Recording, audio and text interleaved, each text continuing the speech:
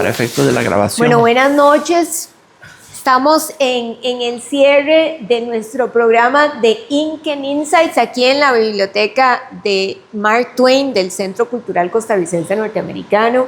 Y hoy damos cierre a un programa que hemos mantenido durante el 2025 que realmente engloba el área literaria con el área musical y cómo se convergen a través de nuestro invitado especial, Jacques Sagot.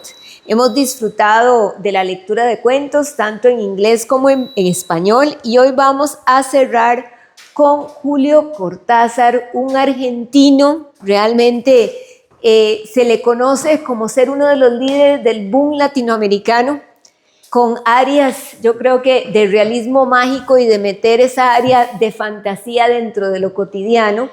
Y vamos a cerrar con el cuento de la casa tomada. Y invitamos a Jack a que nos haga este cierre y también pues nos deleite con todo su talento y todo su conocimiento. Le damos un fuerte aplauso. Muchas gracias amigos. Muchas gracias, Lilita. Muchas gracias por tu linda presentación. Bueno, ataquemos el cuento, porque este es un cuento sobre el que hay mucho que hablar y me da miedo que no nos dé el tiempo. Y debo decir que me siento muy honrado y muy feliz de tener a Fabito aquí. Bastaría con él, daría 10 conferencias seguidas si fuera preciso. A la gente que es leal y que viene hay que premiarla, no que castigarla por los 50 que no llegaron, ¿verdad?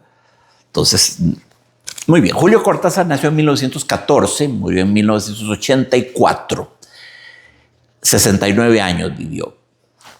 Recuerdo aún, estaba con un amigo, recibimos La Nación, estaba en mi casa de San Francisco de los Ríos, abrimos La Nación y muere Julio Cortázar. Recuerdo el shock. Porque era un hombre joven, ¿verdad? Todavía 69, no era como para que se muriera.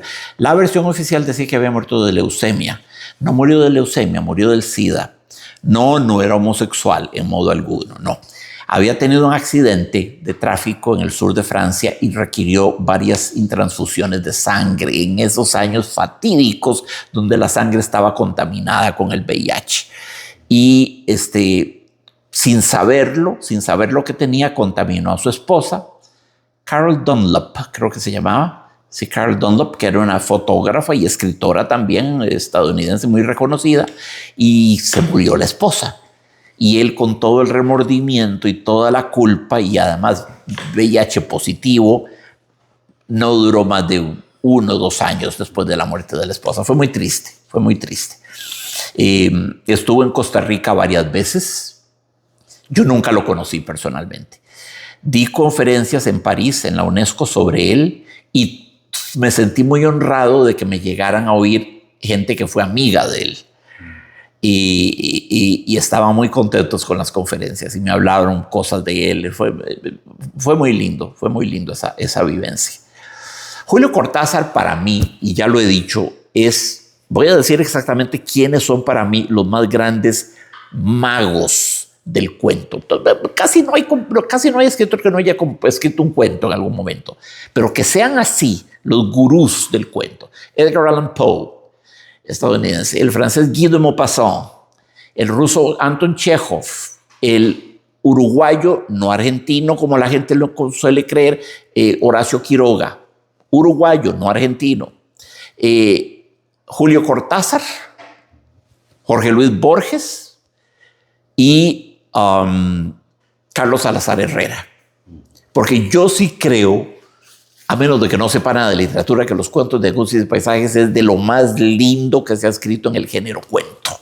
Cuento costumbrista, ¿verdad? Porque usa el habla campesina. De hecho, que no mencionó a Coelho. ¿A quién? ¡No! ¡Qué horror! No, este curso tiene altura. Este curso tiene gran calidad. ¿Cómo se te ocurre? No, ni Harry Potter, ni el Código Da Vinci, ni nada de esas cosas, no. Sí, para mí eso soy lectora de Harry Potter, por favor. Yo leí todos los libros, se los leí a mis hijas. Exacto. La fantasía con voces, como usted hace también.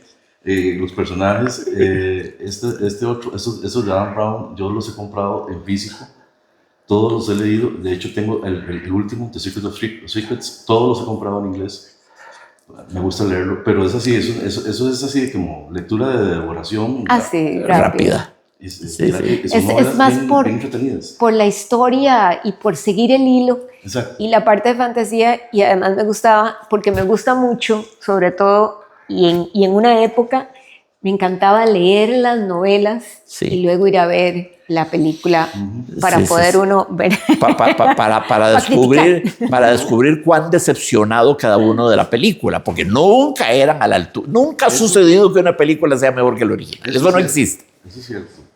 Pero a mí me gusta, por ejemplo, ir leyendo e ir viendo en Google Maps la narración, la descripción de los lugares por los que va atravesando, la percepción, las esculturas que va mencionando, los edificios y todo. O sea, es impresionante, uno se va imaginando la película en la mente. Sí. Bueno, es que son novelas prácticamente hechas para el cine. Exacto. Hechas con un criterio de que ya sabes que Steven Spielberg o whoever te va a comprar los derechos para hacer una película, entonces todo eso está ya como cocinado, ¿verdad? Sin embargo, no, yo a la señora le reconozco el inmenso mérito de que puso a los niños a leer. Exactamente. No será el Quijote, pero puso a los niños a leer nuevamente, los volvió a familiarizar con eso que llamamos libro. Los niños ya no leían, solo por eso merece un monumento. Entonces, no creas que soy tan cerrado a eso. Yo he leído un poquito, no logré interesarme. Lo que sí tuve que hacer fue mandarme todas las películas, porque mis 3 sobrinitos quedaron huérfanos de papá, niños y adolescentes, ¿verdad? No, qué va. Ella era adolescente, los chillos eran huilas. Entonces, tenía yo que llevarlos como buen tío a ver toda la integral Harry Potter, The Complete Works, The Collected Works de Harry Potter. Me aburrí en el cine. Oh my God, El prisionero de Azkaban. Oh my God, y el profesor Lupus, que desde que le ponen Lupus ya se sabe que es un hombre lobo, porque Lupus es hombre lobo. Lupus es lobo en latín. Ellos felices con sus palomitas de maíz y yo también, y yo pretendiendo que me interesaba mucho aquello. Tío, está dormido. ¿Cómo se le ocurre dormirse en una película de Harry Potter? Entonces yo tenía que... Ustedes han visto La naranja mecánica de Kubrick. Tenía que ponerme espadadrapos en los ojos para tenerlos abiertos, como el personaje de la naranja mecánica, que lo ponen a ver unas escenas de violencia tremendas y es muy macabro, le ponen los ojos para que no pudiera pestañear. Entonces, bueno, pero el juego de Quidditch a mí yo quedé impactada, ese sí. ¿Cuál? El juego de Quidditch. Pues son escenas de acción interesante. Esa es mi personal historia con Harry Potter. Pero Julio Cortázar, de nuevo, Edgar Allan Poe, Guy de Maupassant, Anton Chekhov, Horacio Quiroga, Julio Cortázar, Jorge Luis Borges y Carlos Salazar Herrera. Casi no hay un gran escritor que no tenga por lo menos un gran cuento. Es un género que casi nadie se abstiene de cultivar. A Octavio Paz la gente lo recuerda como poeta, excelso, y como ensayista, El laberinto del silencio, por ejemplo, ¿verdad? El premio Nobel, en 1990 le dieron el premio Nobel. Maravilloso, pero nadie sabe qué es cuentos, pero sí tiene 3 cuentitos y uno divertidísimo que se llama Mi vida con la ola. No mi vida con Lola, Mi vida con la ola, que es un cuentito surrealista que lo podemos calendarizar para el año entrante. Entonces, bueno, Julio Cortázar sí es uno de los grandes. Fue traductor de Edgar Allan Poe. Tradujo la totalidad de la obra en prosa de Edgar Allan Poe, los casi 100 cuentos que escribió. La novela cortita, pero novela, Las aventuras de Arthur Gordon Pym, de Nantucket, se llamaba Arthur Gordon Pym, Edgar Allan Poe, ¿verdad? Como que linda novela, con unas cosas surrealistas, una aventura en la Antártida. Y es una novela que no termina, queda abierta. Yo me sentí haunted por esa novela. Esa Franklin. obsesionado por las aberturas de Arthur Gordon Pym, un buen antecesor del surrealismo. Como la novela quedó abierta, mucho tiempo después, Julio Verne, que adoraba a Edgar Allan Poe, porque Edgar Allan Poe fue un pegue en Francia. Baudelaire tradujo su poesía, Mallarmé tradujo, Verlaine tradujo su poesía, Baudelaire lo divulgó por todas partes, lo declaró uno de los más grandes genios de la literatura, y con toda razón, porque lo es. Y Julio Verne escribió una lindísima novela que es de las menos conocidas del que se llama La Esfinge de los Hielos. La Esfinge de los Hielos es una conclusión imaginaria para las aventuras de Arturo Gordon Pym, ¿verdad? Retoma el personaje de Arturo Gordon Pym y retoma el personaje del mestizo Dirk Peters, que sale en la novela de Edgar Allan Poe, y le da una conclusión espectacular. O sea, los mismos personajes. Mete nuevos, pero de la novela mete a Arthur Gordon Pym y a Dirk Peters, que era su mejor amigo. Básicamente vuelven a la Antártida a buscar qué fue de Arthur Gordon Pym, porque en la novela al final no se sabe si naufragó, si se hundó, si se ahogó, si quedó en una isla desierta, qué. Entonces Julio Verne le inventa esta novela maravillosa, de las más lindas de Julio Verne. La imagen final, que no se las voy a contar, la imagen final de La Esfinge de los Hielos, la imagen con que concluye esa novela, la pudo haber pintado Dalí o Max Ernst. Qué cosa más haunting. La Esfinge de los Hielos, imagínense lo que eso podría ser. Mientras viva tendré esa imagen en mi vida. Tenía una tarjetita muy linda con una ilustración de lo que era esa última imagen. Esa novela de Julio Verne vale la pena ser releída. Es una de sus grandes novelas no conocidas, ¿verdad? Julio Verne es irregular. Tiene novelas que no vale la pena leerlas. Y tiene algunas novelas que ni siquiera las escribió él, las escribió su sobrino para ganar plata, porque Julio Verne era inmensamente rentable. Durante muchos años, Julio Verne fue el autor más leído en el mundo entero después de la Biblia. Ese fue el nivel de popularidad. Cuando yo era chiquillo todavía la gente leía mucho a Julio Verne. Ahora está muy en declive. Ahora no, ahora está en tercer lugar. Está la Biblia, luego El Principito de Saint-Exupéry, y Julio Verne ha bajado al tercero o al cuarto lugar. Yo me debo haber leído unas 50, si no 60 novelas de Julio Verne. Todo lo hice en el año 1974. Estaba en sexto grado del Franco costarricense cuando el Franco quedaba en el Paseo Colón. Era la Casa de los Leones. Linda construcción. Era un edificio gemelo del Museo Calderón Guardia, que está allá por la Santa Teresita. Era el mismo exacto diseño, solo que un poquito más grande, y tenía 2 leones de cerámica a la entrada, que lo hacía muy impresionante, muy solemne. Entonces, ese año 74, fue el año Julio Verne para mí.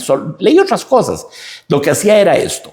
Pasaba todos los viernes en la noche, al salir de la escuela, sexto grado, pasaba a una biblioteca, una librería que quedaba por el Paseo Colón, perdón, por el Paseo Colón, no, por el Paseo de los Estudiantes, que se llamaba Librería Panamericana.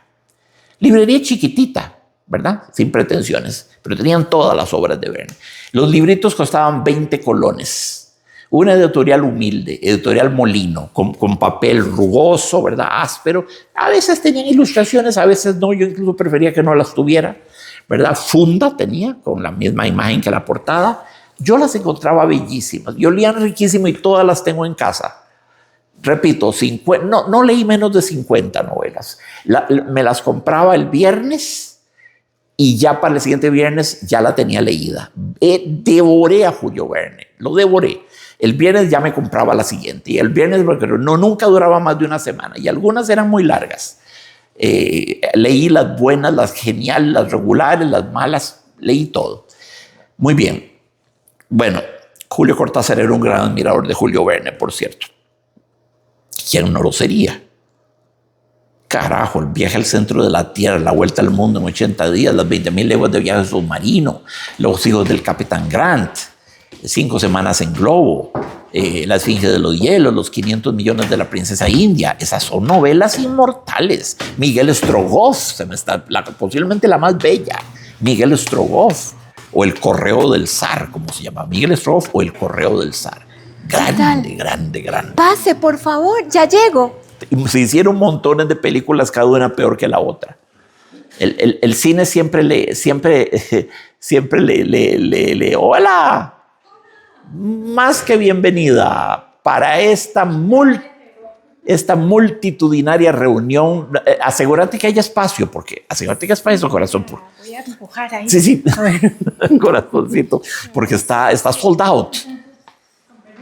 Fabito, encontrar el espacio a Natalita porque estamos haciendo espacio Bueno, qué dicha tenerla aquí, corazón. Estábamos hablando de una serie de prolegómenos para empezar con el cuento de Julio Cortázar, Casa Tomada. Y estamos felices de que hayas venido a acompañarnos. Bueno, podemos pasar ya al cuento, ¿verdad? Repito lo esencial. Cortázar nace en 1914, muere en 1984 del SIDA, no de leucemia, como se dijo, pero no porque fuese homosexual o drogadicto, sino porque recibió unas transfusiones de sangre después de un accidente en el sur de Francia, donde él vivía desde 1947. Se había ido para Francia y pasó el resto de su vida ahí. Era traductor simultáneo en la UNESCO, ¿verdad? Yo conocí a amigos de él, porque yo hice conferencias sobre Cortázar en la UNESCO y hubo amigos que me llegaran a ver y fueron muy elogiosos, amigos que me hablaba de los 2 apartamentos que había tenido en París, eran amigos de él. Me dijeron cosas muy elogiosas, es casi impúdico que lo repita. Hemos estado en 1000 conferencias sobre Julio, pero la tuya es la mejor de todas, me dijo uno de los amigos. Bueno, ¿por qué no voy a contar eso, Natita? Por supuesto. Sí. Igual contó cosas horribles, ¿verdad? Bueno, este cuento es una cosa sensacional. Voy a leer, vamos a leerlo, ¿ok? Casa Tomada. Atención, no dice la casa tomada, Casa Tomada. Ya lo encontré. Nos gustaba la casa porque, aparte de espaciosa y antigua, hoy que las casas antiguas sucumben a la más ventajosa utilización de sus materiales, guardaba los recuerdos de nuestros bisabuelos, el abuelo paterno, nuestros padres y toda la infancia. Nos habituamos, Irene y yo, a persistir solos en ella. Lo que era una locura, pues en esa casa podían vivir 8 personas sin estorbarse. Hacíamos la limpieza por la mañana, levantándonos a las 7, y a eso de las 11 yo le dejaba a Irene las últimas habitaciones por repasar y me iba a la cocina. Almorzábamos a mediodía, siempre puntuales. Ya no quedaba nada por hacer fuera de unos pocos platos sucios. Nos resultaba grato almorzar pensando en la casa profunda y silenciosa y cómo nos bastábamos para mantenerla limpia. A veces llegamos a creer que era ella la que no nos dejó casarnos. Irene rechazó 2 pretendientes sin mayor motivo. A mí se me murió María Esther antes que llegáramos a comprometernos. Entramos en los 40 años con la inexpresada idea de que el nuestro simple y silencioso matrimonio de hermanos era necesaria clausura de la genealogía asentada por bisabuelos en nuestra casa. ¿Nos moriríamos allí algún día? Vagos y esquivos primos se quedarían con la casa y la echarían al suelo para enriquecerse con el terreno y los ladrillos. O mejor, nosotros mismos la voltearíamos justicieramente antes de que fuese demasiado tarde. Irene era una chica nacida para no molestar a nadie. Aparte de su actividad matinal, se pasaba el resto del día tejiendo en el sofá de su dormitorio. No sé por qué tejía tanto. Yo creo que las mujeres tejen cuando han encontrado en esa labor el gran pretexto para no hacer nada. Irene no era así, tejía cosas siempre necesarias, tricotas para el invierno, medias para mí, mañanitas y chalecos para ella. Mañanitas son como batitas para las mañanas friolentas. A veces tejía un chaleco y después lo destejía en un momento porque algo no le agradaba. Era gracioso ver en la canastilla el montón de lana encrespada resistiéndose a perder su forma de algunas horas. Los sábados iba yo al centro a comprarle lana. Irene tenía fe en mi gusto, se complacía con los colores y nunca tuve que devolver madejas. Yo aprovechaba esas salidas para dar una vuelta por las librerías y preguntar vanamente si había novedades en literatura francesa. Desde 1939 no llegaba nada valioso a la Argentina. Pero es de la casa que me interesa hablar, de la casa y de Irene, porque yo no tengo importancia. Me pregunto qué hubiera hecho Irene sin el tejido. Uno puede releer un libro, pero cuando un pullover está terminado no se puede repetirlo sin escándalo.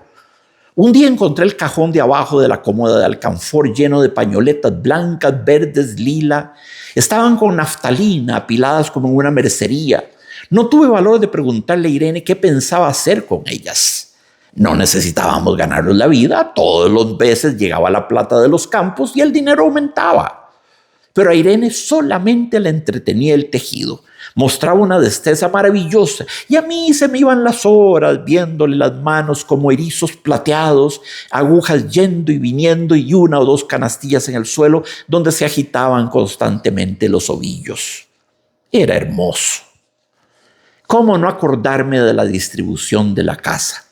El comedor, una sala con gobelinos, la biblioteca y 3 dormitorios grandes quedaban en la parte más retirada, la que mira hacia Rodríguez Peña, la calle Rodríguez Peña. Solamente un pasillo con su maciza puerta de roble aislaba esa parte de la delantera donde había un baño, la cocina, nuestros dormitorios y el living central, al cual comunicaban los dormitorios y el pasillo. Se entraba a la casa por un zaguán con mayólica y la puerta cancel daba al living. De manera que uno entraba por el zaguán, abría la cancel y pasaba al living. Tenía a los lados las puertas de nuestros dormitorios y al frente el pasillo que conducía a la parte más retirada. Avanzando por el pasillo se franqueaba la puerta de roble y más allá empezaba el otro lado de la casa. O bien se podía girar a la izquierda justamente antes de la puerta y seguir por un pasillo más estrecho que llevaba a la cocina y al baño. Cuando la puerta estaba abierta, advertía uno que la casa era muy grande. Si no, daba la impresión de un departamento de los que se edifican ahora apenas para moverse. Irene y yo vivíamos siempre en esta parte de la casa. Casi nunca íbamos más allá de la puerta de roble, salvo para hacer la limpieza. Pues es increíble cómo se junta tierra en los muebles. Buenos Aires era una ciudad limpia, pero eso se lo debe a sus habitantes y no a otra cosa. Ironía, ¿verdad? Buenos Aires, pero eran aires muy contaminados. Hay demasiada tierra en el aire. Apenas sopla una ráfaga, se palpa el polvo en los mármoles de las consolas y entre los rombos de las carpetas de macramé. Da trabajo sacarlo bien con plumero. Vuelta y se suspende en el aire. Un momento después se deposita de nuevo en los muebles y los pianos. Lo recordaré siempre con claridad porque fue simple y sin circunstancias inútiles. Irene estaba tejiendo en su dormitorio, eran las 8 de la noche y de repente se me ocurrió poner al fuego la pavita del mate. Fui por el pasillo hasta enfrentar la entornada puerta de roble y daba la vuelta al codo que llevaba a la cocina cuando escuché algo en el comedor o la biblioteca. El sonido venía impreciso y sordo, como el bocarse de una silla sobre la alfombra o un ahogado susurro de conversación. También lo oí al mismo tiempo, un segundo después, en el fondo del pasillo que traía desde aquellas piezas hasta la puerta. Me tiré contra la puerta antes de que fuera demasiado tarde. La cerré de golpe apoyando el cuerpo. Felizmente la llave estaba puesta de nuestro lado y además corrí el gran cerrojo para más seguridad. Fui a la cocina, calenté la pavita y cuando estuve de vuelta con la bandeja del mate le dije a Irene, tuve que cerrar la puerta del pasillo.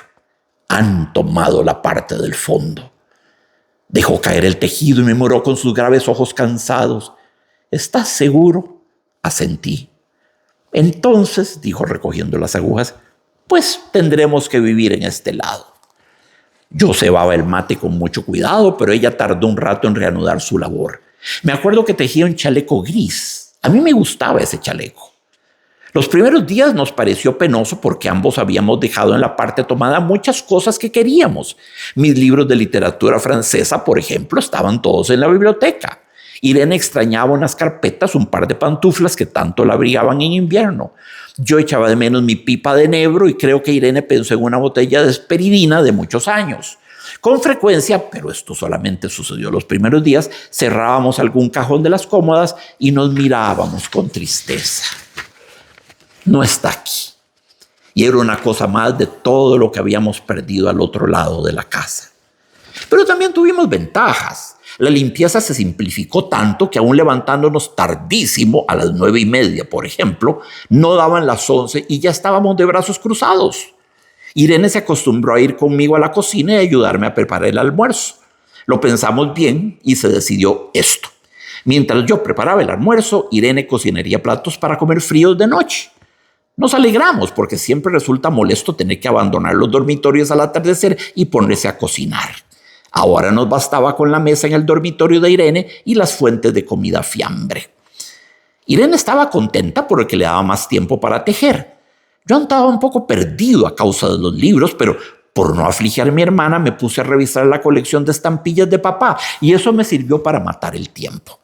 Nos divertíamos mucho cada uno en sus cosas, casi siempre reunidos en el dormitorio de Irene, que era más cómodo.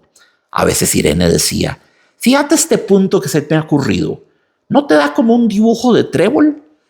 Un rato después era yo el que le ponía ante los ojos un cuadradito de papel para que viese el mérito de algún sello de Eupen y Malmedy. Son ciudades belgas. Cortázar nació en Bélgica porque era hijo de unos diplomáticos. Estábamos bien y poco a poco empezábamos a no pensar. Se puede vivir sin pensar. ¿Es cierto eso, no, Nati? Se puede vivir sin pensar. Bueno, mucha gente lo hace, de hecho. As a matter of fact. El pensamiento duele a veces, ¿verdad? Cuando Irene soñaba en alta voz, yo me desvelaba enseguida. Nunca pude habituarme a esa voz de estatua o de papagayo, voz que viene de los sueños y no de la garganta. Irene decía que mis sueños consistían en grandes sacudones que a veces hacían caer el cobertor. Nuestros dormitorios tenían el living de por medio, pero de noche se escuchaba cualquier cosa en la casa. Nos oíamos respirar, toser, presentíamos el ademán que conduce a la llave del velador, los mutros y frecuentes insomnios. Aparte de eso, todo estaba callado en la casa. De día eran los rumores domésticos, el roce metálico de las agujas de tejer, un crujido al pasar las hojas del álbum filatélico. La puerta de roble, creo haberlo dicho, era maciza. En la cocina y el baño, que quedaban tocando la parte tomada, nos poníamos a hablar en voz más alta o Irene cantaba canciones de cuna. En una cocina hay demasiado ruido de loza y vidrios para que otros sonidos irrumpan en ella. Muy pocas veces permitíamos allí el silencio, pero cuando tornábamos a los dormitorios y al living, entonces la casa se ponía callada y a media luz. Hasta pisábamos más despacio para no molestarnos. Yo creo que era por eso que de noche, cuando Irene empezaba a soñar en alta voz, me desvelaba enseguida. Es casi repetir lo mismo, salvo las consecuencias. De noche siento sed y antes de acostarnos le dije a Irene que iba hasta la cocina a servirme un vaso de agua. Desde la puerta del dormitorio, ella tejía, oí ruido en la cocina. Tal vez en la cocina o tal vez en el baño porque el codo del pasillo apagaba el sonido. A Irene le llamó la atención mi brusca manera de detenerme y vino a mi lado sin decir palabra.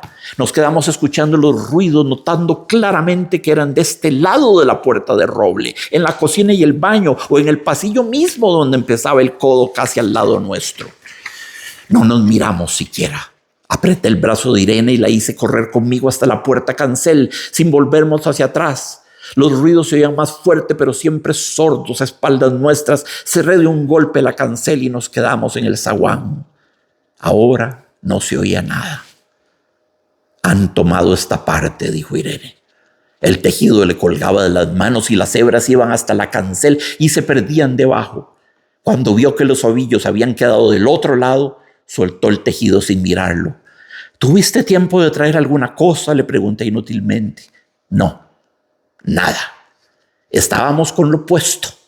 Me acordé de los 15,000 pesos en el armario de mi dormitorio. Ya era tarde ahora. Como me quedaba el reloj pulsera, vi que eran las 11 de la noche. Rodé con mi brazo a la cintura de Irene, yo creo que ella estaba llorando, y salimos así de la calle. Antes de alejarnos tuve lástima. Cerré bien la puerta de entrada y tiré la llave a la alcantarilla. No fuese a ser que algún pobre diablo se le ocurriese robar y se metiera en la casa a esa hora y con la casa tomada.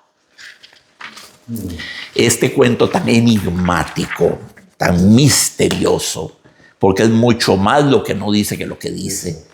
Es una pesadilla. Julio Cortázar lo ha dicho. Fue una pesadilla. Todo lo vi en una pesadilla.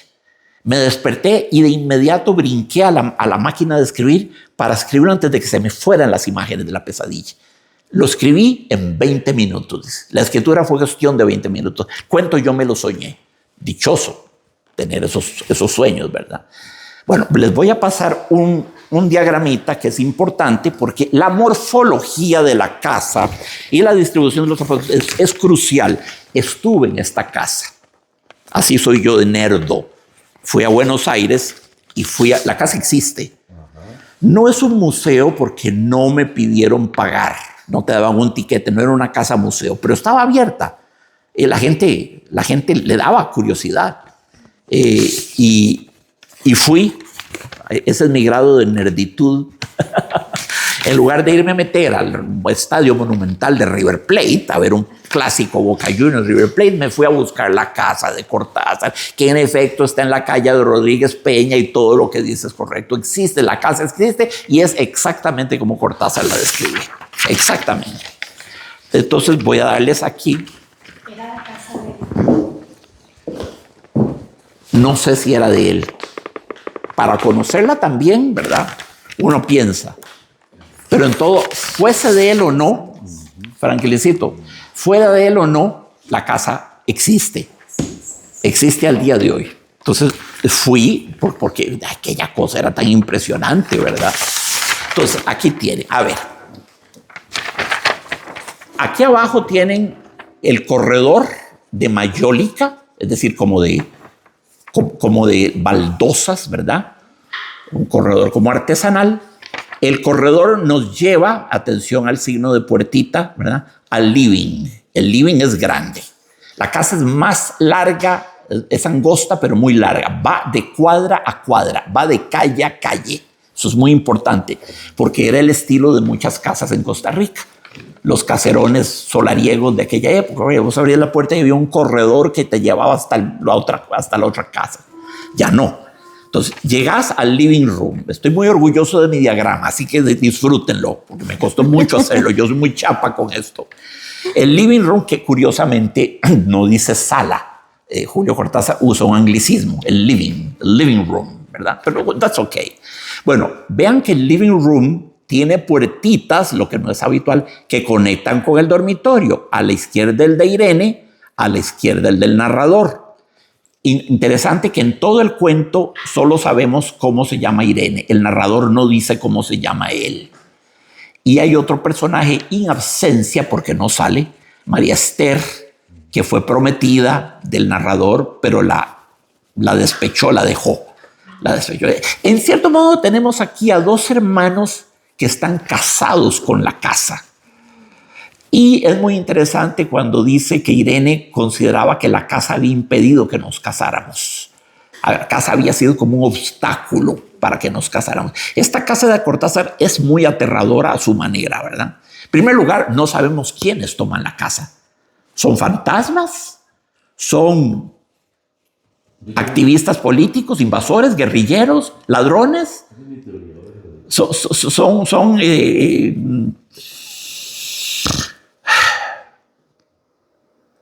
gente sin techo que se metió por la puerta de atrás, no por la de adelante, por la puerta que da a Rodríguez Peña, ¿verdad? Precaristas.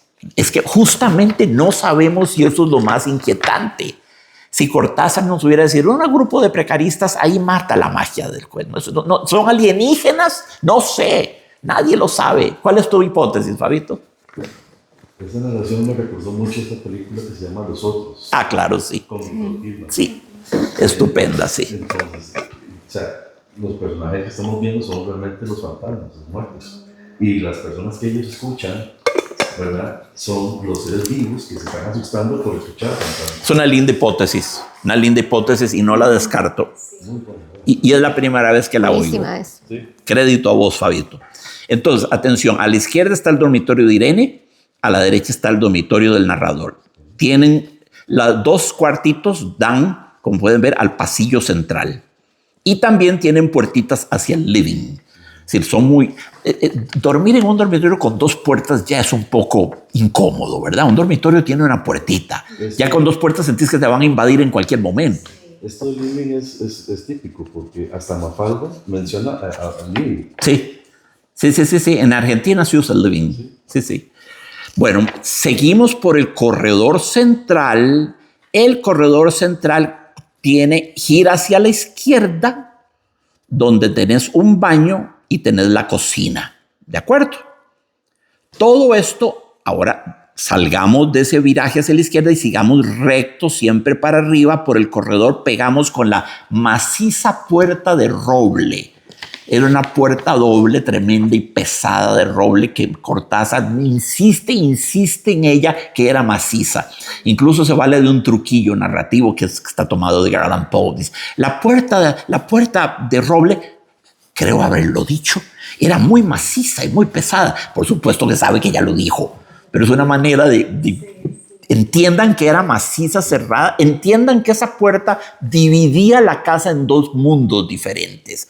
Del otro lado de esa puerta de roble está la parte que podríamos llamar museológica o arqueológica de la casa. Lo que hay es una vieja biblioteca repleta de novelas francesas, que curiosamente es lo que le gustaba leer a él, novelas francesas. Está una sala con los gobelinos. ¿Qué son gobelinos? Eso es puro museo. Son... ¿Cuál es la otra palabra que existe para gobelinos? Son... que había en las casas viejas, antiguas, de mi abuelita y de mi bisabuelita. Tejidos grandes, enormes, que cuelgan de las paredes, como enormes tapetes verticales. ¿Cómo se llama eso? ¡Ayuda! Tapices. Gracias, Lili. Gracias. Tapices, eso es puro museo. ¿Para qué vas a tener una sala sola de tapices? Y por lo demás, ¿qué haces ahí? Salvo ir a hacer la visita guiada de los tapices. ¿Y qué tenían los tapices de esa época generalmente? ¿Cuáles eran los motivos que se usaban? Mitología griega. Veías a Cupido, a Júpiter, a Saturno, a Afrodita, al Poseidón, las ninfas. Era ese tipo de imaginario. Entonces, hay una sala sola de gobelinos. Eso no es práctico, eso es museo. Había 3 dormitorios, ¿verdad? Ahí los tengo hacia la derecha, los 3 dormitorios, que son otros, ¿verdad? Porque los de Irene y él están de primeros, ¿verdad? Están de primeros. Es muy importante. Llegamos a la puerta maciza y después viene la parte de atrás, la que da a la calle Rodríguez Peña. Entonces, a la derecha tenemos, ¿qué fue lo que puse aquí? Ya ni me puedo leer. Bueno, no importa. Hay 5 aposentos. Uno es el de los gobelinos, otro es la biblioteca. Hay 3 dormitorios que nadie usa, y ya solo ese es un hecho fantasmal. 3 dormitorios que nadie usa. Porque un dormitorio es una cama, y hay una mesita de noche, y hay una silla, y hay un espejo, hay de todo. Entonces, es todo lo que evoca la presencia del ser humano sin el ser humano, ¿verdad? Ese ser humano presente, ausente, digamos, que es la definición de un fantasma. Es algo que está y no está. Es una presencia-ausencia o una ausencia-presencia. Pero no estoy diciendo que sean necesariamente fantasmas. Pero bueno, están esos 3 dormitorios, y la biblioteca y los gobelinos. Y hay un cuartito más que lo puse porque Cortázar, soy un especialista en la casa, fui a verla, Cortázar, y me llamó la atención porque no la pone. Hay un piano en ese cuartito. Un piano. Los pianos, pero no hay pianos. Lo que hay es un piano destartalado, viejísimo. Hijo de Dios, era marca, o debe ser todavía, si no lo han botado, marca Bösendorfer, pero necesitaba urgente restauración, ¿verdad? Pero ahí estaba con sus teclas, con sus dientes amarillos de marfil viejo, ¿verdad? Como los pianos de antes. No, la casa tiene lo suyo, ¿ah? Tiene lo suyo. No tiene nada especial. Desde afuera parece una casa común y corriente, pero cuando encontrás, aquí la tenés. Entonces, aquí tienen. Lo esencial es, hay 2 hemisferios en la casa. El hemisferio íntimo, el dormitorio de ella, el dormitorio de él, el pasillo central, el baño cuando se toma este recodo hacia la izquierda, ¿verdad? El baño y la cocina de este lado de la puerta. Del otro lado de la puerta viene la zona de 3 dormitorios vacíos, una biblioteca, un cuarto de un piano y un cuarto con tapices. Claro, y los pobres se tenían que levantar a las 6 de la mañana y a las 11 de la mañana iban terminando de limpiar y de sacudir aquello. Vean qué esclavitud. Vean qué esclavitud. La casa les comía 5 horas todos los días solo sacudiéndola porque el polvo se acumulaba terriblemente. Entonces, es una casa tiránica. Es una casa esclavizante que demanda mucho. Es una high maintenance clase para 2 señores que podemos presumir, mire, que ya son mayores, ¿verdad? Son 2 hermanos. Cortázar habla de nos teníamos que conformar con este extraño matrimonio de hermanos. Y esta es una tesis fundamental. Fundamental. ¿Qué pasa entre estos 2 hermanos? ¿Qué hay ahí? Algo huele mal en Dinamarca. Algo huele mal. Hay muchas interpretaciones posibles para casa tomada. Voy a poner la primera, la más simple. ¿Qué alegoriza? ¿Qué metaforiza la casa tomada? Bueno, comencemos por la hipótesis más simple. Un simple asunto generacional. Son la generación vieja que se siente desplazada, echada, ¿verdad? Eliminada, descartada, desechada por los jóvenes. That works very well. Esa es una muy buena explicación. Otra, existe una relación incestuosa entre estos 2 hermanos, que Cortázar describe como un discreto y silencioso matrimonio entre hermanos. Es una relación incestuosa, en realidad viven como marido y mujer. ¿Qué representa la casa tomada? La casa tomada representa el proceso mediante el cual esa relación incestuosa se torna consciente. Entonces ya no la podés expulsar. Te ocupa, te invade el cerebro y desaloja la inocencia, entre comillas, de antaño. Ya no podés negarte el hecho de que sos un hermano y una hermana incestuosos, ¿verdad? Ojo, esa es una explicación, digamos, más psicoanalítica. Hay otra explicación de tipo política y social. El cuento fue escrito en 1946. ¿Qué estaba pasando en Argentina en 1946? ¿Quién era el líder político en ese año? Y lo sería por 6 años más.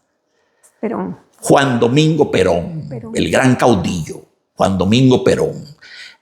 Apuntalado, sostenido, sobre todo porque sin ella no hubiera hecho nunca nada, por Eva Perón. Eva María Duarte, conocida como Evita. La famosa Evita, la del musical de Andrew Lloyd Webber, que es una... No, mejor no digo lo que es. Me gusta Don't Cry for Me for Argentina. Me gusta esa área, pero el resto no me gusta. Me suena como un Puccini para pobres. Como un Puccini en versión para tontos o para pobres, ¿verdad?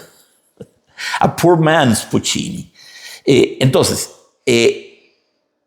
estaba Argentina en el sumum del peronismo, de lo que se llamaba el justicialismo. Justicia social, mejor vida para los obreros, las políticas de Perón muy hacia la ayuda por los trabajadores, mejores condiciones para los trabajadores, todo eso suena muy bien. Evita y sus famosos descamisados, los descamisados, o a veces decían camisitas, que ella hizo enormes campañas para dignificar su vida. Pero Evita Perón es un personaje muy contradictorio, porque eso por un lado, pero Evita Perón detestaba el comunismo ortodoxo estalinista, lo detestaba, habló 1000 veces contra él. Sin embargo, toda la gestión de Evita es compatible con el ideario comunista, ¿verdad? Pero siempre dijo, no es comunismo. Evita y Perón eran muy católicos. Esta actitud de ayuda al pueblo es lo que se llama como asistencialismo, el asistencialismo católico, ¿verdad? La doctrina social de la iglesia. El patrono tiene que garantizarle al obrero buenas condiciones de vida. No lo tenga muerto de hambre, por el amor de Dios. No lo trate como si fuera una mula. Entonces, claro, Evita era muy católica, no podía ser comunista, por lo tanto. Y a pesar de que se la asoció mucho con la izquierda, no tuvo el menor problema en ir a ver al dictador genocida espernible de Francisco Franco, caudillo y señor de España por la gloria de Dios. Como decía, claro, imagínate, Nati. es por la gloria de Dios. Francisco Franco estuvo en el poder 36 años porque Dios lo quiso. Dios era franquista. Ese viejo truco consistente en hacer que la iglesia legitime el poder, que es ilegítimo, porque fue un dictador de mierda, ¿verdad? Pero claro, si tenés el support de la iglesia, igual que las monarquías europeas de siglos pasados antes de Napoleón, el rey era el rey absoluto por voluntad divina y la iglesia se prestaba a ese juego. La iglesia y la aristocracia eran poderes que se apoyaban uno al otro, ¿verdad? La iglesia realmente comienza a hacer su trabajo su trabajo social ya a partir del siglo XIX, cuando la gente empezó a ver los horrores que la revolución industrial estaba provocando, la explotación laboral, aquella gente que trabajaba en las minas de carbón en Inglaterra, que prácticamente no veían la luz del sol. Había niños que nacían y morían en el fondo de esas grutas, a veces morían aplastados por derrumbes, no salían, no veían. Era una cosa horrorosa, horrorosa, los abusos humanos, la forma en que se explotó la mano de obra, los obreros en la revolución industrial en Inglaterra. De hecho, fue con el ejemplo de Inglaterra que Marx escribió toda su doctrina comunista. De ahí sacó la idea de que la lucha de clases era el motor de la historia. No comparto eso, pero bueno, eso era, ¿verdad? Y proletarios del mundo unidos y todo lo que ya sabemos, ¿verdad? Entonces, bueno, Evita su función social corresponde con lo que sería una izquierda, pero no, atacaba ferozmente el comunismo internacional y era católica, asistencialista católica. Detestaba a las feministas, hablaba pestes de las feministas, pero su lucha por los derechos de la mujer, el sufragio de la mujer que por primera vez se ejerce en Argentina en 1946, corresponde con las causas del feminismo. Entonces, como que era y no era. Evita es una bandera que todo el mundo se la pelea, ¿verdad? Las feministas la quieren que esté de su lado, los otros quieren que esté de su lado, los otros quieren, todo el mundo se la pelea. La verdad es que Evita era una mujer sensacional. La llamaban la santa laica. Imagínate, la santa laica, ve la poría, ve la contradicción. La llamaban la jefa espiritual de Argentina.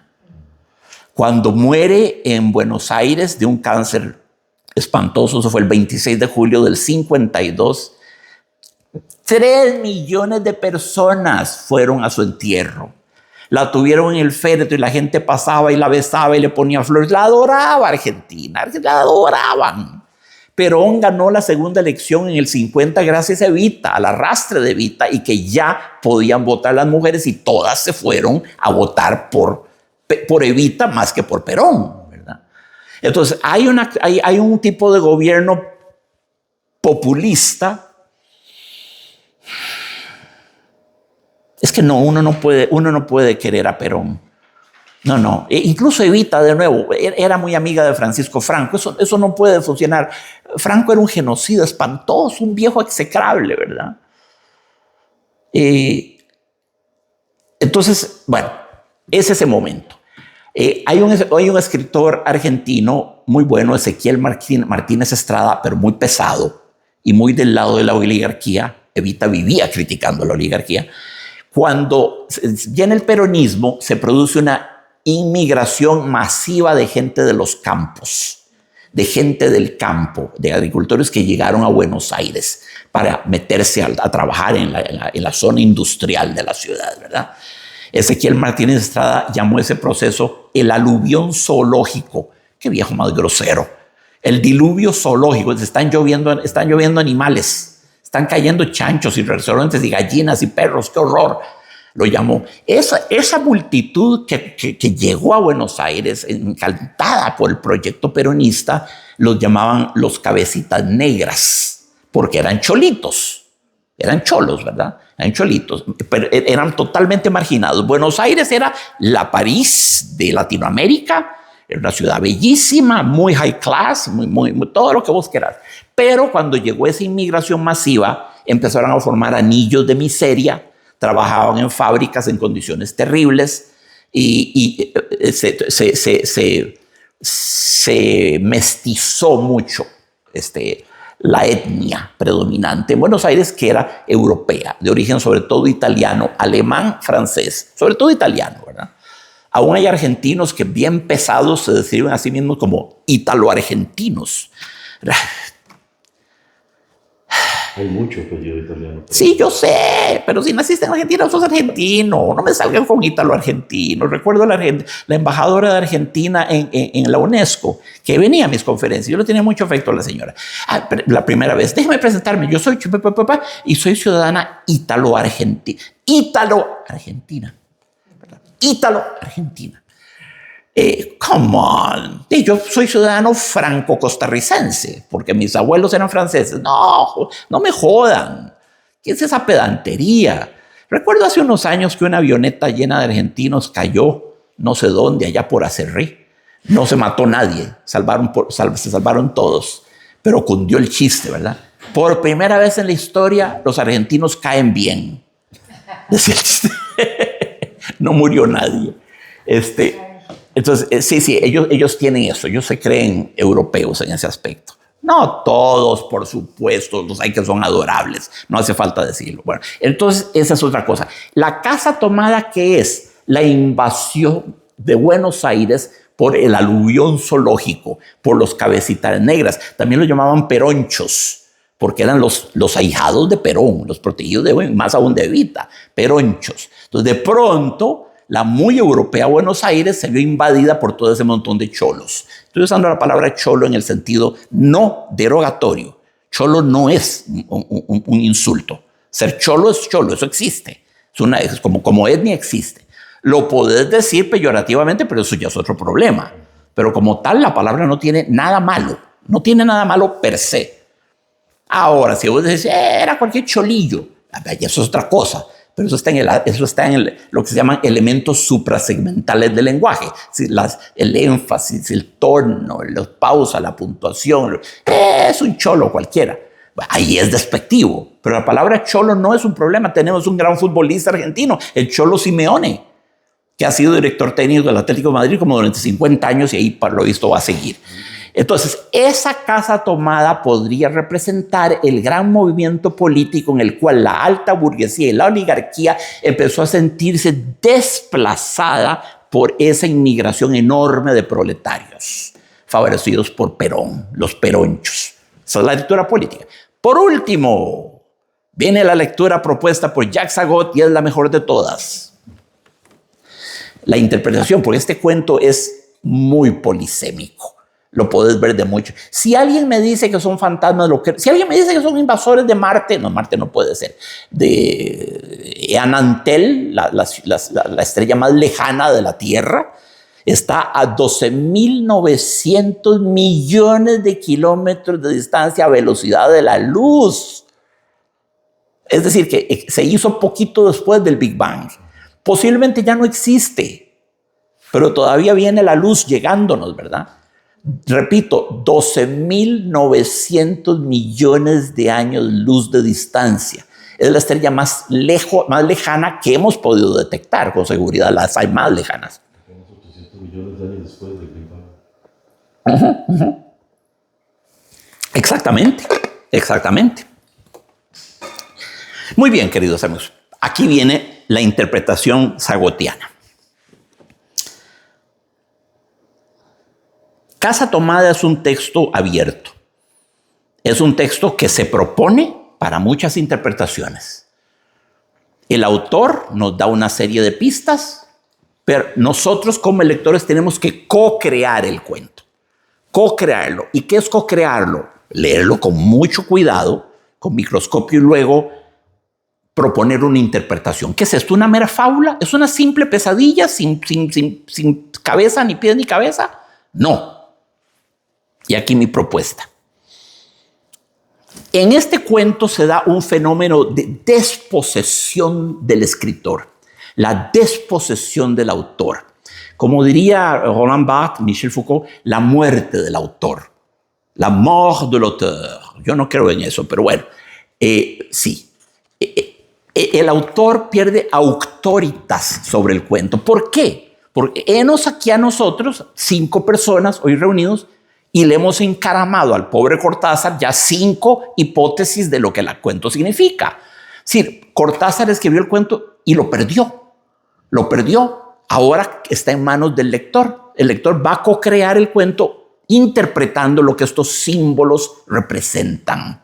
Entonces, la casa tomada lo que es una metáfora de la manera en que el autor se ve invadido, desplazado, hecho a un lado por los lectores que vienen a imponer sus propias interpretaciones, todas legítimas y válidas, unas más que otras.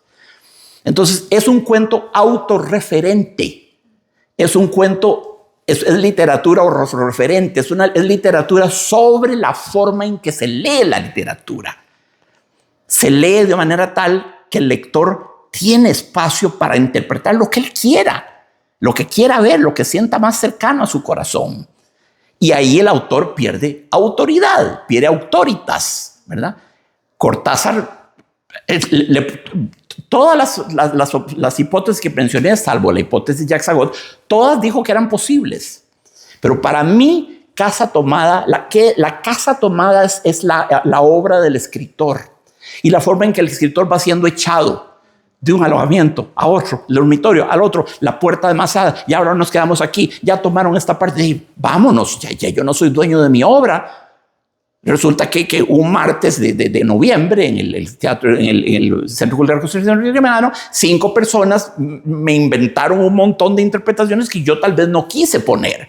Sí, ya estoy echado de mi propia casa. Me evacuaron de mi propia casa, como diría García Lorca, ni mi casa es ya mi casa.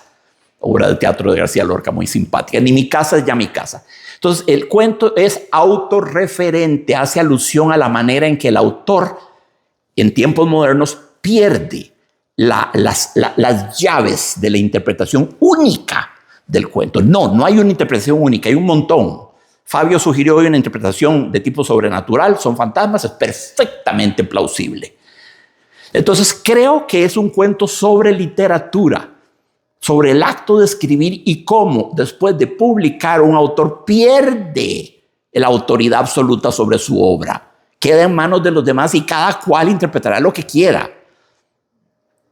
Entonces esa Casa Tomada es la obra literaria. Es el cuento mismo, es un cuento sobre hacer cuentos y sobre cómo el autor pierde lo que hace desde el momento en que l'auteur est mort. Ya no existe el autor, yo no sería tan radical, no, el autor no está muerto, por el amor de Dios. Pero sí, el lector tiene muchísima más importancia hoy que hace 100 años, ¿verdad? Y lo interesante es que los personajes se resignan automáticamente. No hay resistencia, no llaman a la policía, ni siquiera entran en pánico. A mí el cuento me asusta mucho, pero... Es que ellos mismos se muestran asustados, pero se resignan, automáticamente se resignan y se alejan. Y se acomodan. Aceptan abandonar la parte arqueológica de la casa, los 3 dormitorios vacíos. Es que de veras el tiempo que consumía limpiar todo eso. Ahora, dice Cortázar, aún levantándonos tardísimo, las 9:30 de la mañana, ya a las 11:30 tenemos la parte nuestra de la casa limpia, porque la parte arqueológica está tomada. Ahora que me diga, aún levantándonos tardísimo a las 9:30, me ofende, porque yo a las 9:30 eso es una hora impía. A las 9:30 puedo estar despierto, pero porque no me he dormido aún. ¿Cómo? Que te expliquen el cuento, o sea, eso de limpiar la casa diario me suena tan raro, porque digamos, mi bisabuela, yo pensaba en mi bisabuela cuando estaba leyendo lo de la casa, ella limpiaba su casa una vez a la semana, la limpiaba toda, sí, porque ella sola decía, yo me ensucio. Entonces, sí, también es un poquito raro esta necesidad de estar queriendo limpiar constantemente. Sí. O sea, podría que haya una manía.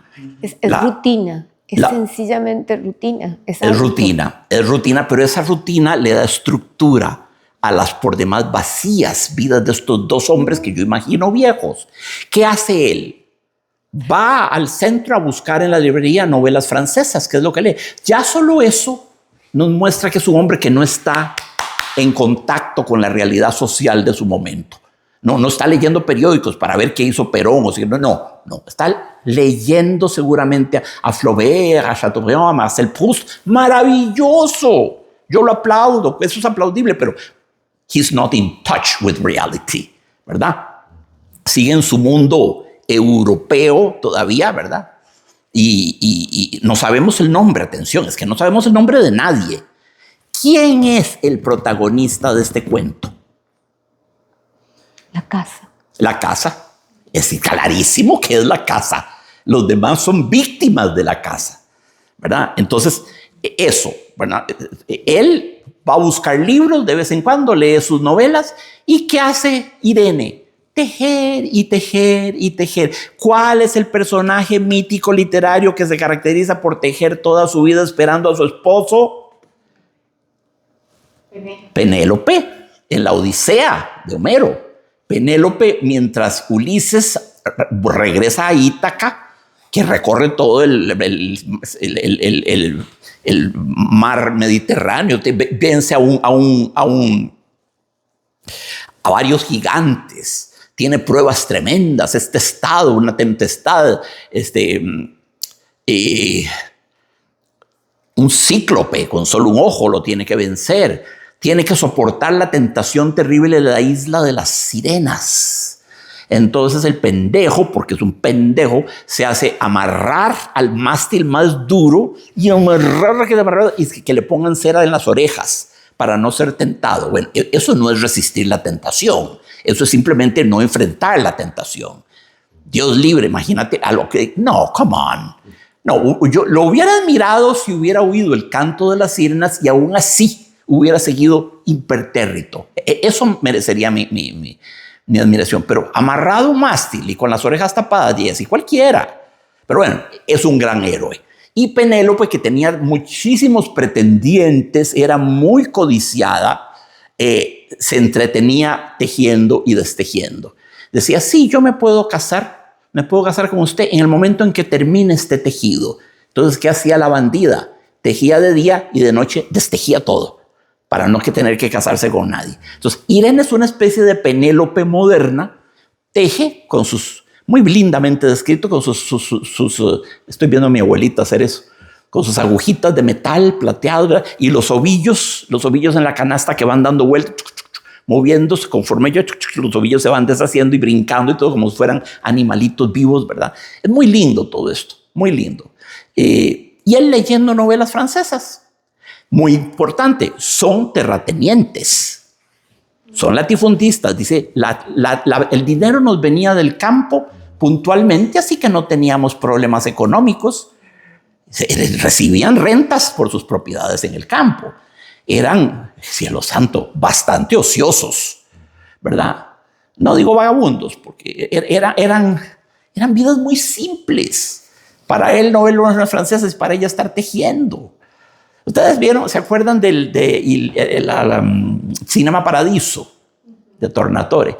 Aquel momento en que Totò, ya convertido en un gran director de orquesta, regresa a la casa de la mamá.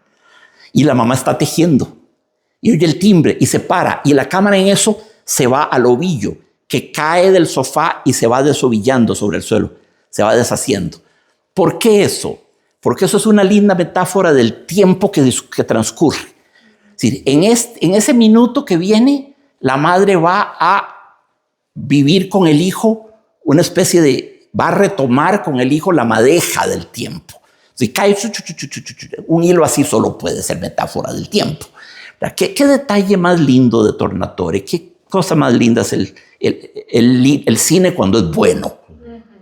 No cuando es malo, ¿verdad? ¡Qué horror! El otro día perdí, no sé por qué hice esto. Perdí 1 hora y media de mi vida viendo la que lo hice porque era Luis Buñuel, pero Luis Buñuel dijo, esta es la peor de mis películas, que no quiero que la vea nadie, me da vergüenza. Entonces la vi y it is very pretty bad. ¿Eh? Es bien mala en efecto, pero mala con ganas. Un poquitito de Buñuel se siente por aquí, ciertos toques magistrales. Lo que hizo fue una novela mexicana, un novelón, un melodramón, horrible, no la vean. Una mujer sin amor se llama. Ya salgo con eso, ¿verdad? Una mujer sin amor. Bueno, entonces ahí tenemos la casa. Entonces, ¿qué es? Los jóvenes que desplazan a los viejos es son los fantasmas de los ancestros que vienen a echarlos de la casa porque ellos están en cierto modo usurpando su territorio. Es el fenómeno de la invasión proletaria de Buenos Aires que desplazó a la burguesía. Cortázar le gustaba esa interpretación. Es, en la tesis sagotiana, un texto en torno a la literatura y la forma en que el autor pierde el dominio del sentido del texto, porque ese sentido es co-creado por el lector. El lector activo, atención, porque hay lectores pasivos que no aportan nada. Un lector tiene que ser co-creador. Hay un escritor activo y un escritor pasivo que es el lector. Hay lectores geniales, lectores muy burros. Yo quisiera que algún día se hiciera una historia de la literatura desde el punto de vista de los grandes lectores de la historia. Porque hay lectores que son geniales como Dante, Shakespeare y Víctor Hugo fueron geniales escritores. Lo que pasa es que los lectores quedan en la sombra, quedan en el anonimato. Pero no me cabe duda, hay lectores que ven todo, detectan todo, sacan todo, hasta encuentran la razón hasta para una coma en el cuento.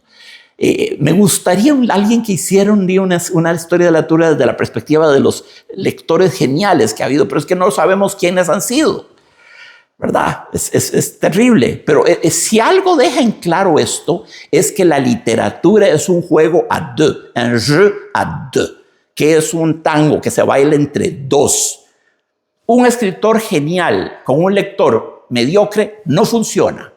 Un lector genial leyendo a Corín Tellado no funciona. Tiene que haber un escritor genial con un lector, no digamos genial, pero muy, muy atento, co-creando, participando en la producción de significado que es conjunta, no unilateral. El significado, bien que mal, se produce aquí en nuestras cabecitas, es ahí donde se produce o no se produce, ¿verdad? Entonces es importantísimo. Entonces esa es mi interpretación del cuento. Esto nunca lo dije en Francia, en la conferencia todavía no había pensado en esa opción. Hoy pienso que me gustaría que Cortázar estuviera vivo para poder mandarle: don Julio, he aquí lo que yo pienso de su cuento.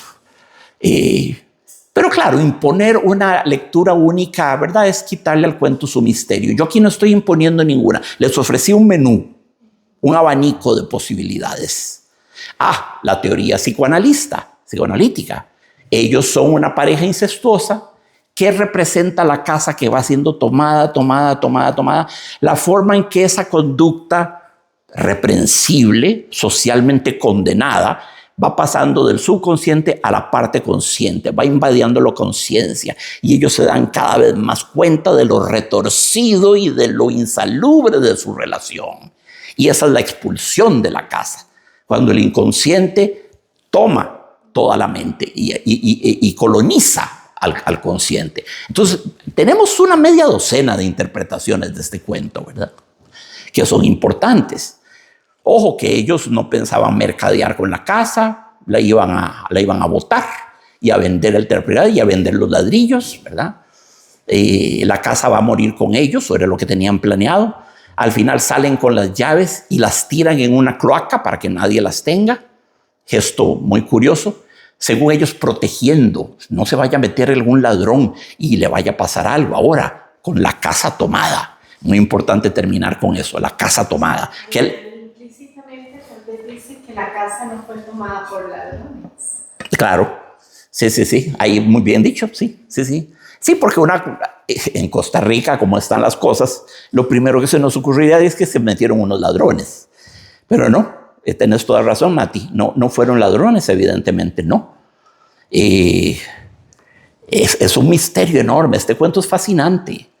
Es fascinante, este es un cuentazo. Bueno, para que me moviera a ir a ver la casa, y te repito, hice el diagrama así como es porque hay un cuarto que Cortázar no menciona en la parte arqueológica, en la parte después de la puerta de roble, que es el cuarto del piano, donde hay un piano, hay una guitarra vieja, hay unas lámparas viejas, hay más tapices, hay cosas como en desuso. Él no la menciona, pero en realidad después de la puerta de roble hay 6 cosas: 3 dormitorios, la sala de los tapices, la biblioteca y la sala que yo llamo del piano. Entonces yo ahí estoy corrigiendo a Cortázar según lo que yo vi. Puede que en esa época no existiera una de las paredes entre esas dos habitaciones, entre el piano y la biblioteca, por ejemplo. Sí, paredes.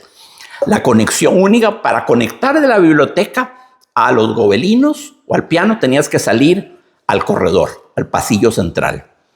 Es muy importante. Ese pasillo es la línea, es la columna vertebral de la casa. ¿Ustedes se acuerdan en Costa Rica aquellas casas de puerta y ventana que abría uno y se veía aquel corredor hasta el fondo y se abrían a las puertas el cuarto de la abuela, de la bisabuela, de la etcétera, etcétera? Yo es que soy más viejo, yo sí viví eso.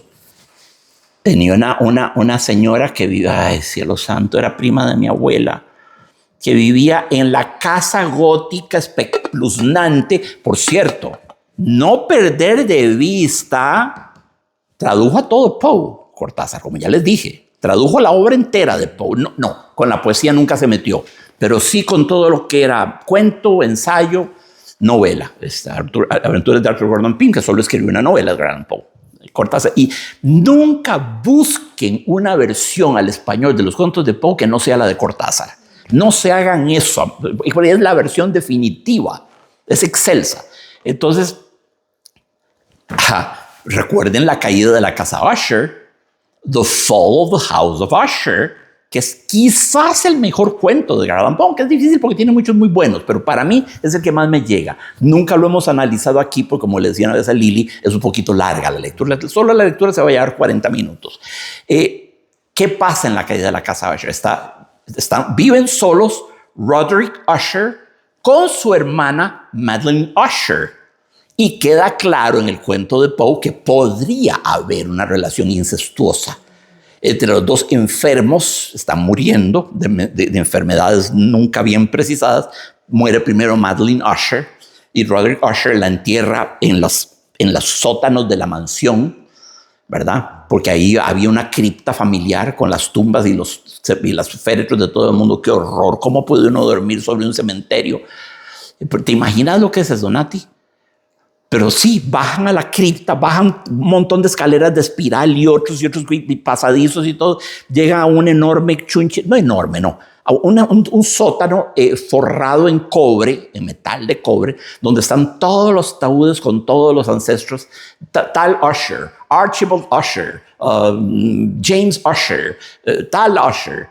Y ahí va a enterrar, junto con el visitante, que es el cuento en primera persona, ahí va a enterrar a Madeline Usher, que muere de una enfermedad engañosa y terrible, porque era catalepsia. Entonces es enterrada viva.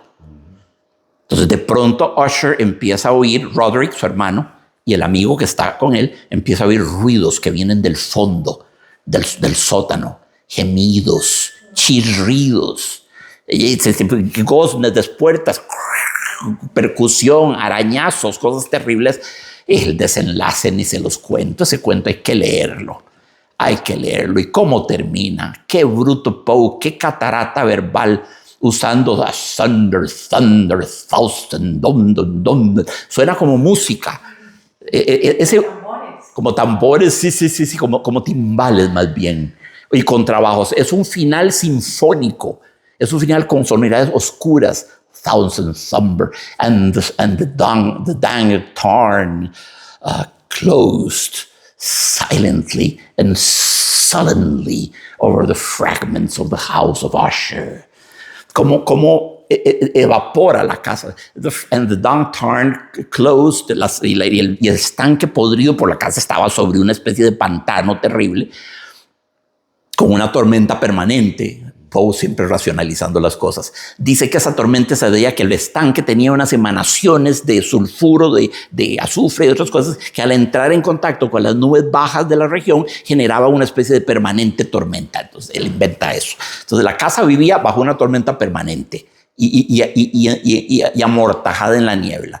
Entonces la casa se va derruyendo después de que pasa lo que pasa, porque Madeline Usher vuelve a buscar a su hermano, a reprocharle por qué la había enterrado viva, porque Roderick Usher sabía que ella estaba viva, así era de retorcido y de enfermo, pero también, pobre hombre, era ¿verdad? Y cielo santo, qué cuento, no, es que me da goosebumps, solo evocarlo, me eriza. Entonces, claro, ahí tenemos Es decir, no se puede leer Casa Tomada sin la referencia a la caída de la casa Usher. Son cuentos gemelos. Dos hermanos solos viven en un caserón viejo y mantienen una relación incestuosa. How much clearer could that be? ¿Verdad? Entonces es muy importante tener ese referente intertextual de Edgar Allan Poe, The House of Usher. Se han dado cuenta que las historias de terror nunca prescinden de una casa. No existe historia de terror o de inquietud o de misterio sin una casa. Siempre tiene que haber una mansión que genere cierta... esta casa tiene algo. Sí. Lo vemos en el cine, lo vemos en todo. Yo tenía una tatarabuela que vivía en la última casa. Iba uno para el Parque Bolívar, por la entrada de siempre en Bayamón. La última casa pegada... Es la casa esa como fantasmagórica. Sí. Que está como en la curva. Está pegada. Entras, es una callecita corta, la entrada al Bolívar, y allá a la izquierda estaba la casa donde vivían mis tatarabuelas. Una casa victoriana de alto, se hizo patrimonial. Nadie la puede destruir ni modificar, es patrimonio. Y yo odiaba los domingos, me llevaba a mi familia, no todos los domingos, de vez en cuando, a ver a Arabella, que era una abuelita prácticamente momificada. Y la casa era totalmente aterradora, era una casa victoriana, con escaleras. Al fin de la escalera, aquellas bolas, ¿verdad? Para unas bolas. Entonces, subías, Nati, deja de ver The Stables. ¿Para qué eran las bolas? No sé, eran decoración, como para agarrar y darte el primer impulso, no sé, unas bolas ridículas. Y arriba estaba la alcoba de Arabella, que tenía 328 años. No podía tener menos que eso. Y era una viejita que ya ni veía. Para colmo del horror, yo niño, ¿por qué me hacían esto mis padres? Vivía en todo con muebles, con terciopelos negros y rojos y cosas así. Vivía metida en una cama, comble de l'horreur, en una cama con cortinas, como las que salen en las películas de miedo. Una cama con 4 postes y cortinas rojas pesadas. Entonces vos no la veías. Cuando yo veía que se abría la cortina y salía una mano sarmentosa, toda desformada, llena de huesos y de artritis y de cosa temblorosa, y abría la cortina y emergía Arabella. Oh my God. Tal vez era mi tatarabuelita, debería haberla querido mucho, pero no podía. Y además era una viejita, tenía pelitos en la barba, pelitos chiquititos, blanquitos, pelitos seniles, que no se rasuraban. Entonces los besos de ella picaban y ardían. Venga, mijito, para darle un besito. Y no, por favor. Hasta que picaban los pelillos de Arabella. Y después yo tenía... ¡Qué horror! ¡Qué horror! No. Cuando murió la viejita, yo me sentí aliviado, eso es la verdad. Después volví otras veces. Pero es que también estaban las hijas de Arabella y las nietas de Arabella, que tenían como 80 unas y 60 las otras. Sí, eran viejitos por todo lado. Ya todos se murieron. Y la casa está ahí. La compró Fernando Zumbado, gran amigo mío, y hoy en día es casa patrimonial.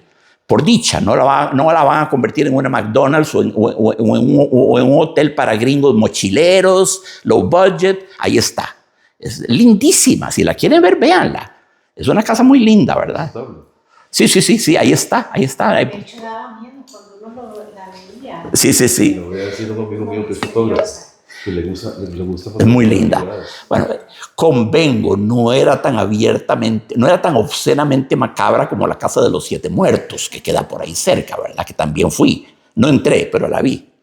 Pero era una casa. No, daba hasta más miedo porque era muy grande. La casa de mi tatarabuela era muy grande.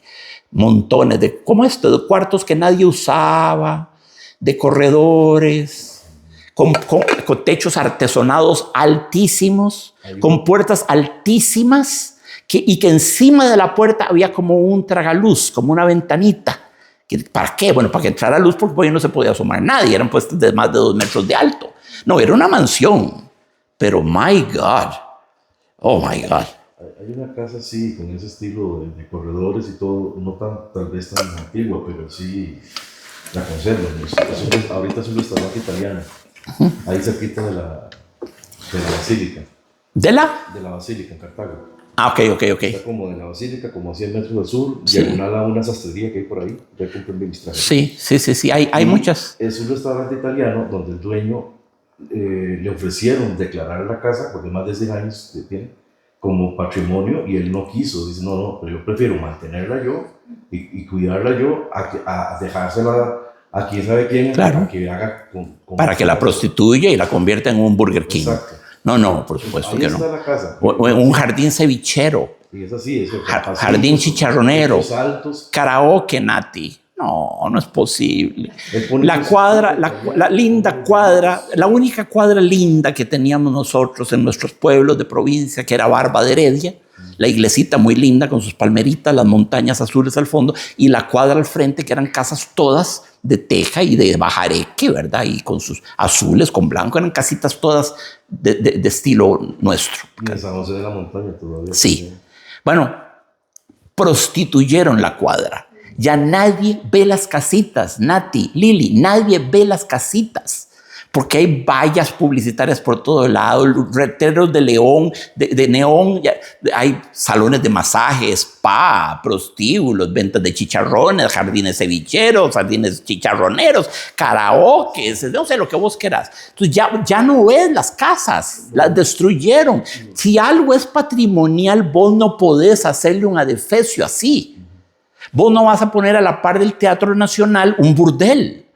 Ese sí lo chinearon, ¿verdad? Abrieron la Avenida Segunda para que su costado sur quedara expuesto. Hicieron la Plaza de la Cultura para que su costado norte quedara expuesto. Entonces, eso es lo que se llama crear una zona de amortiguación.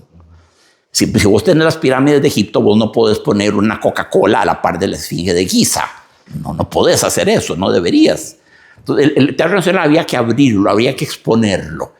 Entonces, si tenés, ¿qué es lo que me duele con el cine Variedades? El teatro Variedades, lindísimo, estilo Art Deco, y sí lo están reparando, pero les tomó tarde. Está ensanguchado entre dos edificios enormes, entonces se ve chiquitillo, se ve disminuido. Había que demoler y hacer un parque alrededor, que la gente pudiera verlo. Entonces, está condenado en cierto modo. Así fue como protegieron el Templo de la Música, porque dicen que la vibración de los carros que pasábamos lo estaba falseando. Sí, lógicamente. Entonces sí. lo hicieron el parque, completaron el parque y ahora está protegido. Sí, es lo que se debe hacer. Eso no se hizo con la iglesia de Orosi, que costó una millonada restaurarla. Lo hizo Guido Sáenz en 1977 y fue restaurada recientemente. ¿Pueden creer que le pusieron diagonal esa tienda obscena que se llama El Machetazo? Que es roja con letras amarillas. Nati, eso es El Machetazo. No, y después la iglesita gótica, ya arruinaste todo. Y le hicieron ahora otro mamarracho. Una persona me escribió, ay, don Jack, no venga a verla, no tiene idea de lo que le hicieron a la par. Un templo de estilo nuevo, pero no, es que había que crearle, de nuevo, una superficie de amortiguación. Lo que llaman en patrimonio arquitectónico ecologizar. Hacerla parte de un paisaje urbano a gran escala. Nosotros en San José, si no hubiéramos votado la Biblioteca Nacional, que se demolió en 1969 por 10,000 pesos. Eso costó la adquisición de ese territorio en esa época, era el gobierno de José Guillermo Tredos Fernández. Tendríamos el edificio metálico, la antigua Biblioteca Nacional, que era bellísima, el Variedades y la parte de atrás del Teatro Nacional. Y ahí ya tenés un pequeño paseo arquitectónico. Ahí tenés ya una configuración, ¿verdad? Un espacio de cosas hermosas. Pero destruyeron la biblioteca, al Variedades le hicieron tremendos edificios, un lado otro, lo enanizaron. Se ve como apretado, se ve como estripado, ¿verdad? Bueno, tal vez podríamos hacer algún acto terrorista y bombardear esos edificios. Y bueno, y el Teatro Nacional, pero ¿por qué nos gusta tanto demoler cosas? Tenemos esa vocación de mamarrachizar, de charralear las cosas. Sí, la antigua biblioteca ahora es un parqueo. Sí, es un indecente parqueo. Y colmo de la crueldad, le dejaron el murito bajo, que en su época era un murito enchapado. Estaba enchapado con cosas muy lindas. Esa biblioteca reunía estilo renacentista con estilo románico, con estilo moderno. Era muy ecléctica, muy singular. Yo le propuse al Colegio de Ingenieros Arquitectos que reconstruyeran la vieja y me oyeron y me dijeron que lo iban a tener en cuenta y publiqué 2 artículos sobre eso en La Nación. Los planos existen. Esa biblioteca se puede reconstruir, pero nadie quiere. Nadie quiere recomprar el parqueo y poner el dinero. Nadie quiere hacer nada. Yo más no puedo hacer. ¿Qué puedo decir? Ir a poner bombas en el parqueo. Convertirme en un... No se puede. Y esa es esta curiosa vida nuestra, Josefina. Porque era Barba, precisamente hay un castillo a mano izquierda. Sí. Sí. Yo viví precisamente mi infancia en Santa Lucía, el barrio de Santa Lucía que colinda con hacia el este. Toda mi infancia, la escuela y todo lo viví por ese sector. Sí, esa cuadra era lindísima. Esa cuadra era preservable. Ya no vale nada. Es como estar en un mall cualquiera. Lilita, ya nos sobrepasamos, yo sé. Pero qué cuentazo, ¿verdad? Pero tenés que despedirnos con una melodía, porque es nuestra última sesión del 2025. Volvemos el año entrante. Oscar Wilde, creo que inaugurar Odino Buzzati. Es que lo que, como hay tantas actividades y tuvimos, porque Jack ahora tiene una presentación el 4 de diciembre, todos están invitados para acá a nivel del Centro Cultural. Jack se presenta en el Teo a las 7 de la noche y vamos a cerrar hoy con una melodía, pero con todavía un entre nos que vamos a tener con Jack el 4 de diciembre, que Cierto. Todos están invitados y está hermoso porque es Transilvania. Me encantó igual los afiches, pero todo Quedaron el muy tema lindos, quedaron muy lindos. de Transilvania, realmente estamos esperando Gracias a ustedes. tu sesión, pero sí, para este año siempre se queda, y eso es bueno, porque se quedaron muchos cuentos, muchos autores. Sí. Sin que apreciemos. No hay carestía de autores. Entonces, tenemos mucho todavía para el 2026 y reiniciamos a partir de febrero. Febrero, sí. Para que estén. Nati, usted es una presencia muy importante. Yo los martes doy clases en la UCR, pero me voy a traer un día el grupito. Sí, claro. Me voy a traer porque son muchachas de preescolar y por cierto que ahora con el bilingüismo que viene y todo, ellas deberían estar por aquí, claro. Tenemos sesiones en los dos idiomas y hemos dicho que igual nos comunicamos, aunque la lectura del cuento sea en inglés, igual la participación es en Spanglish. Sí. No, el Happy Prince de Oscar Wilde hay que leerlo en inglés. Sí. Y lo hago con mucho placer además, ¿verdad? Y los cuentos en español se leen en español, los cuentos de autores franceses se leen en español. No vamos a hacer aquí una torre de Babel, donde cada cuento ni hablo yo tantos idiomas. Bueno, ¿qué toco? A ver.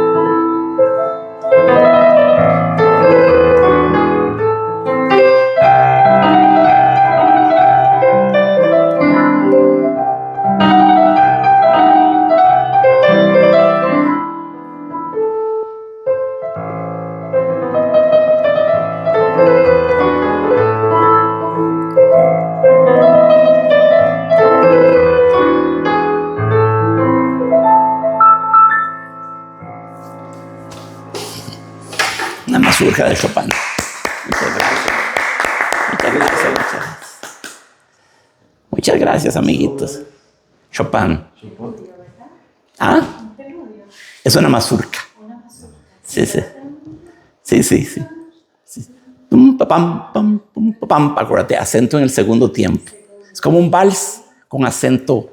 Pum, pam, pam, pum, pam, pam, pum, pam, pam. 1, 2, 3. 1, 2, 3.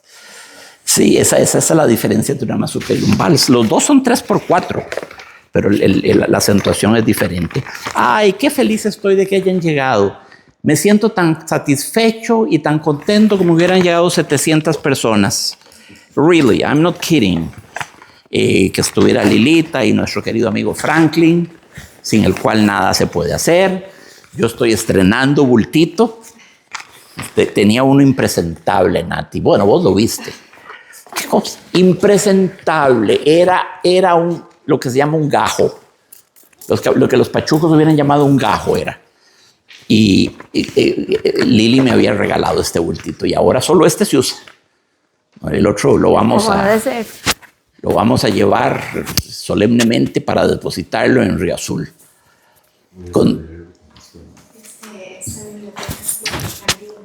Esta biblioteca, nosotros digamos que sí, un cambio importante